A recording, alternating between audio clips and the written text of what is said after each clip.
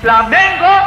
Fala, família rubro-negra, bora ver as últimas atualizações do Mengão. Flamengo treina pesado para enfrentar o Bragantino e manter a liderança do Campeonato Brasileiro. Tem também novidades sobre a lesão do Bruno Henrique. Para você, torcedor rubro-negro, como que o Felipe Luiz tem que entrar com o time em campo contra o Bragantino? Deixa aí nos comentários. Então já sabe, se inscreva no canal para sempre se manter atualizado das notícias do Mengão.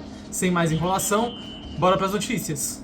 Muito boa tarde, gente boa! Sextou agora no Globo Esporte. Simbora, porque tem rodada do Brasileirão começando amanhã. O líder Flamengo pega o Bragantino, jogo no Maracanã. O Flamengo tem que se recuperar. Perdeu o clássico no Fla-Flu, né? Bora ao vivo então pro Maraca conversar com o Marcelo Corrêa. O homem sabe tudo de Flamengo, vai contar pra gente agora. Fala aí, Corrêa. Oi, Escobar, boa tarde para você, boa tarde a todos ligados no Globo Esporte. A derrota para o Fluminense não intimidou a torcida do Flamengo, tá? Vendas de ingressos para o jogo contra o Bragantino amanhã, 9h30 da noite aqui no Maracanã, muito boas até agora. Setores norte e leste inferior já esgotados, perspectiva de mais de 60 mil torcedores por aqui. O problema do Felipe Luiz está no meio-campo, com Saul e Eric Pulgar suspensos, levaram o terceiro cartão amarelo contra o Fluminense. A tendência é de Jorginho e De La Cruz, que vive as voltas com dores no joelho direito, mas deve ser liberado para essa partida. E aí, no ataque, havia uma dúvida em relação ao Bruno Henrique. Ele deixou o campo contra o Fluminense com dores no músculo posterior da coxa esquerda, fez exames, mas não foi constatada a lesão, portanto, ele deve estar à disposição do técnico Felipe Luiz, assim como o Gonçalo Plata, que voltou da data FIFA, entrou no segundo tempo contra o Fluminense e pode ter uma oportunidade do time titular mais uma vez, viu, Escobar? Obrigado a Marcelo Corrêa, aniversariante de hoje. Parabéns, saúde e paz na sua caminhada, querido Corrêa, o repórter que o Brasil elege. Bom trabalho para você aí, meu. Ela que está com a gente para trazer informações do Flamengo, líder do campeonato, 2 pontos de vantagem em cima do Palmeiras, mas recebe o Red Bull que venceu seus 2 últimos jogos. O Mancini deu um jeito aí no time paulista. E o Flamengo, o Cícero, como é que chega então para esse jogo? Boa tarde para você, Bruno, para o Jailson, para o Donk, para o fã de esporte, especialmente o torcedor rubro-negro. Vai ser um jogo difícil para o Flamengo. O Flamengo venceu o Bragantino no primeiro turno, 16ª rodada, dia 23 de julho, lá em Bragança Paulista, por 2-1. Gols do Wesley, que agora está na Roma, da Itália, e do Léo Pereira. Mas eu vou falar de uma nota oficial divulgada pelo Flamengo às 10h09 da manhã.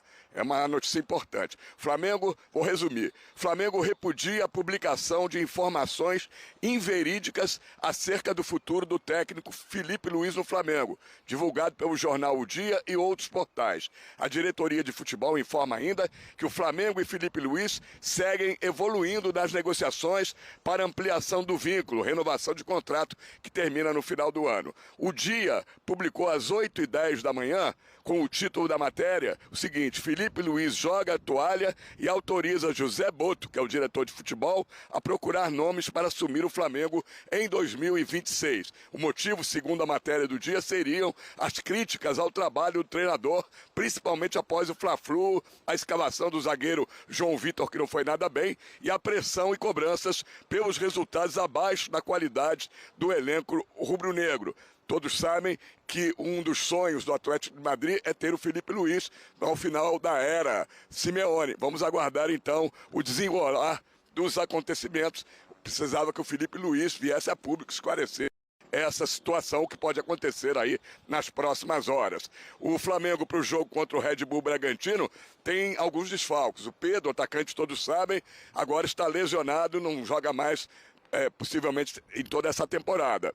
Além de 2 jogadores suspensos, o volante Eric Pulgar e o outro volante meia, o Saul, todos suspensos pelo terceiro cartão amarelo. O Varela, lateral direito, e o Alexandro, lateral esquerdo, que depois da data FIFA voltaram em cima da hora do Fla-Flu, ficaram no banco de reservas, agora tem grande chance de começar jogando no jogo contra o Red Bull Bragantino neste sábado, 9h30 da noite, no Maracanã. A dúvida é o Bruno Henrique. Ele saiu do Fla-Flu com dores musculares na coxa esquerda. Em princípio, não foi detectada nenhuma lesão, e sim fadiga muscular, mas ele passa a ser dúvida. Voltamos aos estúdios, Bruno.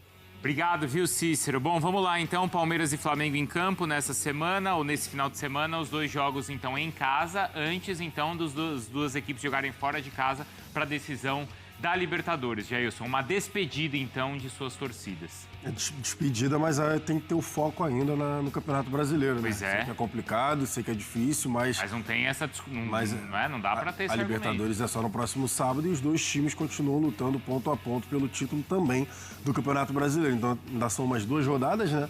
Jogo de sábado, os 2 jogos no mesmo horário, inclusive, né? 9h30. E depois o jogo de terça-feira. Então, assim, foco no primeiro, né? Nos 2 jogos do Campeonato Brasileiro, para aí sim, a partir de terça-feira, pós-jogo, já começar a pensar na decisão da Libertadores. Na rodada passada a gente até discutiu isso, né, Dom? Que se a cabeça estava em outro lugar, não pode estar porque o Campeonato Brasileiro tem a sua importância ponto a ponto e dessa vez, nessa rodada, não tem os problemas que a data FIFA causou. Exato, esse acho que é o grande alento, porque a gente comentou o quanto que, lógico, que teve atuações ruins dos 2 lados, mas passa muito por conta dos desfalques também. Acho que agora você tem esse reforço das 2 equipes, que pegam adversários que estão num bom momento, né? O Bragantino se recuperando, né? O Fluminense nem se fala, embora tenha essa questão que não tem ido bem fora de casa, mas que vive um bom momento. E assim, não tem margem para você negociar. É final da Libertadores, todos os jogos agora são finais para essas 2 equipes. A tendência é o campeonato ser decidido na última rodada. Então, acho que não tem muita margem para isso. Lógico, tem o peso da Libertadores, todo mundo pensa nisso, mas acho que na hora que entra em campo também, até pelo caráter que tem hoje o Campeonato Brasileiro, pelas equipes se enfrentarem também na Libertadores, não tem muita margem para negociar, não. E nesse momento seria uma aposta muito alta você colocar todas as fichas no jogo do dia 29, né, Não Jailson? como. Ninguém pode fazer um negócio desse. Não tem como, ainda faltam aí 4 rodadas e antes da final, mas essas 2, uma em cima da outra, e fora o jogo de sábado, então não tem como. Tem uma decisão de cada vez. Uma decisão no sábado, uma decisão na terça e uma decisão no outro sábado. E depois mais 2 decisões. Mas aí depois aí a discussão provavelmente vai ser outra. Aí a discussão já é diferente. Exatamente. Demais, um dos 2 lados. Tem pressão, tem ambição, tem empolgação, não é? Tem tudo. E assim... E acho que o fator psicológico vai pesar muito, a gente fala agora, dá foco na Libertadores, mas depois acho que é pior. Vai ter a faixa depois para quem perder. É obrigação. Obrigação. Exatamente. Então, assim, é um negócio... E aí você está falando das 2 equipes que têm dominado o futebol brasileiro, e isso aumenta ainda mais a responsabilidade. Ontem também outro tropeço de uma equipe na parte de cima. O Flamengo segue líder do campeonato, mas foi derrotado no Maracanã, num jogo com muitas nuances, né? A gente analisa, claro, principalmente pelo lado vencedor, o lado do Fluminense, que fez talvez uma das melhores exibições, se a gente fizer o recorte do primeiro tempo ali, né, Coutinho? Acho que foi um bom jogo do Fluminense, até animador, pensando em reta final de temporada, de briga por Libertadores, por vaga direta, né, via Campeonato Brasileiro, e de semifinal de Copa do Brasil. Verdade, um jogo de muita organização do Fluminense, né? Seja para marcar a saída de bola do Flamengo, seja para marcar mais perto da área do Fluminense. Time muito compacto, muito agressivo, né? Sempre 2, 3 jogadores do Fluminense pressionando bola, oferecendo coberturas também a quem estava dando ali o primeiro combate. E com a bola, na primeira etapa, sobretudo, é uma equipe muito vertical, muito agressiva, né? Que buscava atacar a área do Flamengo rapidamente, resolver os ataques sem tanta elaboração, é verdade, mas com muita praticidade, com muita objetividade. E conseguiu fazer 1-0, fazer o 2-0. E eu até digo que o primeiro tempo acabou numa boa hora para o Flamengo. Se a gente olha ali os últimos minutos da primeira etapa, era de um Fluminense muito mais próximo da área do Flamengo do que o contrário e finalizando. Lembro de um chute cruzado do Samuel Xavier que o Saúl bloqueia, que tinha o endereço do gol. Outras jogadas ali próximas à área do Flamengo, promissoras também, que um detalhezinho diferente poderia gerar um gol do Fluminense.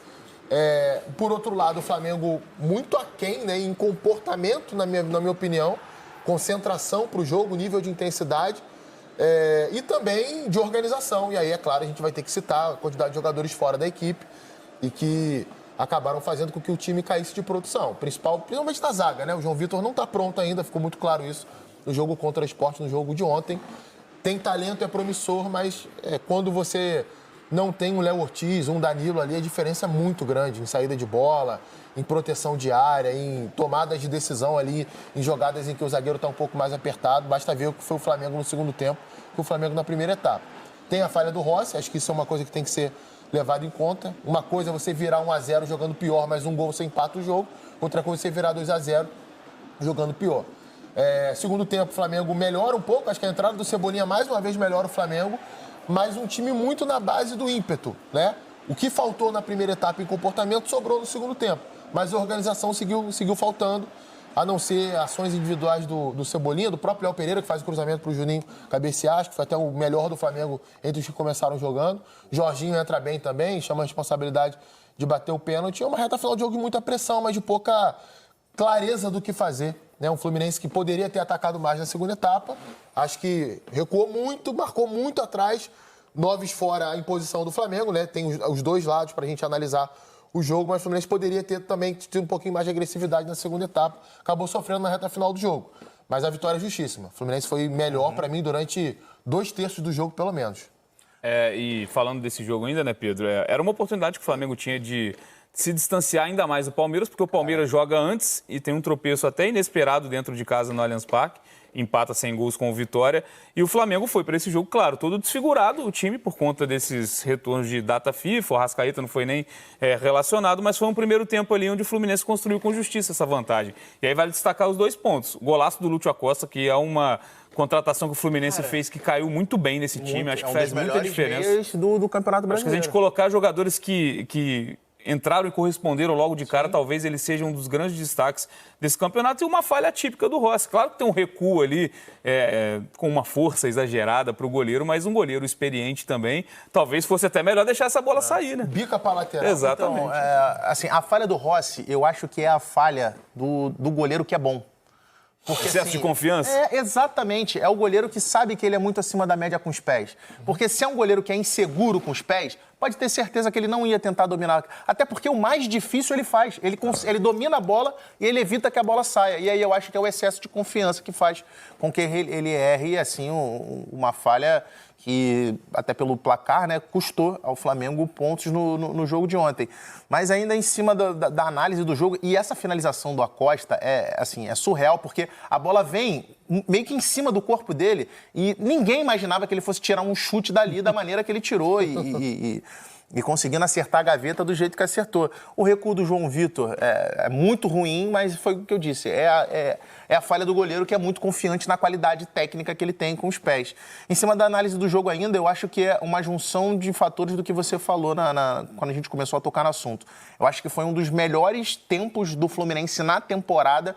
Bom, vamos colocar aqui depois do Mundial, porque no Mundial o Fluminense teve atuações também incríveis, mas assim, pós-Mundial, talvez tenha sido a grande atuação do Fluminense até aqui na temporada. E do lado do Flamengo, eu assim, não vi todos, mas quase todos os jogos do Flamengo na temporada, eu não me recordo do Flamengo ter um primeiro tempo assim tão ruim como foi o jogo de ontem no Maracanã. Porque o time coletivamente estava desarrumado, individualmente a gente via o Coutinho falou do João Vitor, que acabou sendo o jogador mais vaiado ali. Eu estava ontem no Maracanã assistindo o jogo, então foi o jogador que a torcida meio que elegeu para pegar no pé, porque estava tendo dificuldade, já não tinha feito um jogo bom anteriormente também. Teve a falha do Rossi, mas é um recuo errado dele. Claramente o garoto estava muito inseguro. E assim, eu comento futebol de base há bastante tempo. E então, assim, eu fico realmente muito sentido quando eu vejo um garoto... Isso, e eu fico muito sentido quando eu vejo um garoto tão jovem assim, recebendo uma oportunidade desse tamanho de ser titular num clássico e não conseguindo corresponder, porque às vezes é uma chance, uma oportunidade que você tem, principalmente quando a gente está falando de uma oportunidade que você tem num clube do tamanho do Flamengo. E aí acaba ficando marcado, né? É isso. E no próprio Flamengo que contrata muito, né? Então, assim, deixa poucas lacunas para esses jogadores. E aí você vai depender de como que o seu treinador vai lidar com isso, até para não queimar, até para de repente não tirar do planejamento um zagueiro que tem qualidade que pode ser desenvolvido mais à frente. Mas, assim, tem a questão dos erros do erro de arbitragem, que, na minha opinião, assim, é um dos erros mais grotescos desse campeonato brasileiro. Mas, embora o Flamengo, na minha opinião, tenha sido prejudicado, eu acho que o próprio torcedor do Flamengo, embora tenha sido prejudicado, eu acho que ele está muito mais incomodado com a atuação do time do que exatamente com o erro de arbitragem. Porque, embora tenha havido erro, o Fluminense ontem mereceu a vitória. Mereceu a vitória, de repente, pelo que foi a superioridade do Fluminense no primeiro tempo, talvez por um placar até mais elástico. O torcedor do Flamengo está preocupado porque está batendo na porta, daqui a 8, 9 dias, tem uma final de Libertadores. Do outro lado, o Palmeiras também não está jogando bem, mas o torcedor do Flamengo está preocupado com o seu. E o time não tem correspondido e ainda vem o desfalque do Pedro agora. Então, assim, o torcedor do Flamengo, nesse momento, está ressabiado com essa final de Libertadores que vem se aproximando. Então é isso aí, nação. Se você chegou até aqui, não se esqueça de curtir o vídeo, comenta bastante, é muito importante para o canal, assim o YouTube reconhece que o conteúdo é relevante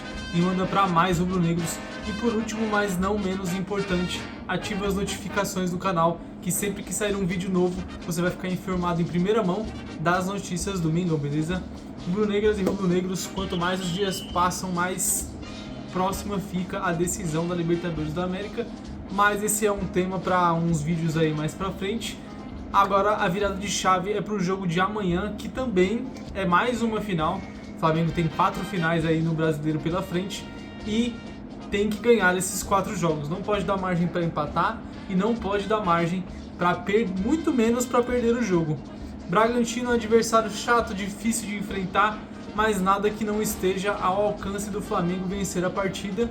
E o Felipe Luiz também não precisa ficar inventando muita moda para esse jogo contra o Bragantino, até porque a final da Libertadores é só na semana que vem, só no dia 29, então não tem para que poupar jogador, é isso, é aquilo, tem que ir com o time com força máxima para poder garantir a vitória de qualquer jeito e mudar a postura do time no primeiro tempo, que tem muitos jogos aí que o Flamengo tá iniciando o jogo meio morno, meio desligado, meio, vou resolver a partida a hora que eu quiser, e não é assim, tem que jogar com seriedade porque os adversários sabem que o Flamengo é um clube muito difícil de enfrentar, que tem jogadores de muita qualidade, então os outros clubes vêm mordendo, vêm em cima do Flamengo, e o Flamengo fica nessa, muitas vezes escolhe o momento que vai jogar ali no jogo, achando que vai resolver a qualquer momento, e não é assim que funciona, porque os times têm essa mentalidade que tem que ir para cima do Flamengo, e o Flamengo tem uma qualidade de time para poder resolver muitos jogos sim, até de maneira mais tranquila, mas precisa jogar mais sério, mais concentrado, até porque faltam poucas rodadas para se confirmar um título brasileiro e posteriormente aí outro título da Libertadores da América. Comenta aí, torcedor, se você concorda comigo, se tem alguma coisa a acrescentar. Esse jogo contra o Bragantino, o Flamengo provavelmente vai ter mais retornos, como o do Léo Ortiz, Jorginho provavelmente vai entrar jogando, o Arrascaeta volta à titularidade. Então eu acho que tem de ser o jogo um pouquinho melhor do que foi contra o Fluminense, assim a gente espera, né? Esse foi mais um vídeo, vejo vocês na próxima, fiquem com Deus.